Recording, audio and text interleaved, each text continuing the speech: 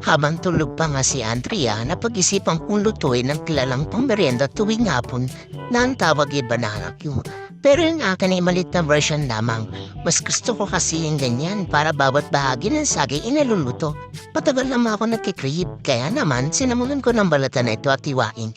Nang mabalatan ko na nga, iniiwa-hiwa ko lang sa malilit na parute katulad ng hugis na banana chip.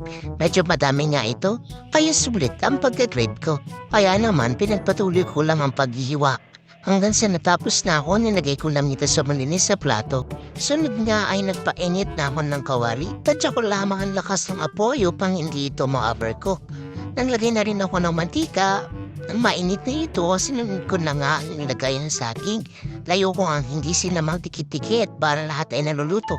Hintay ko lamang na mag-golden brown. Hinalo-halo ko lang upang ang kabilang parte ay maluto. Menikos-mekos lang yan ni Insan para lahat ay maluto. Pagkatapos nga menikos-mekos, sinusok-tusok ko lang upang malaman kung luto na ba. Halu-haluin upang maprito ang ibang parte. Pagkatapos nga halong-haluin, pwede nyo na siyang nagyan ng asukal.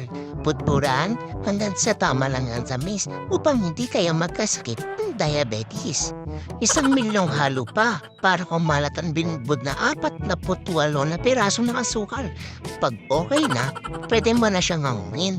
Maaari na siyang lantakan ng mga patay gutom mong kaibigan. Joke lang po. Naalala ko nga dati kapag nakakatulog kami ng tanghali ay may merienda kami paggising.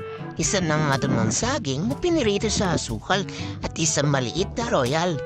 Ang sarap bumalik sa pagkabata, tipong alalahanin mo lang anong merienda mo pagdating ng hapon. Sobrang sarap diba? At pwede din itong gawin sa bahay nyo sapagkat ito'y simple at masarap din. Saging na puno ng protina kahit araw-araw siyang kainin ay hindi masama sapagkat ay may sistatsyang dala. Yun lang, salamat!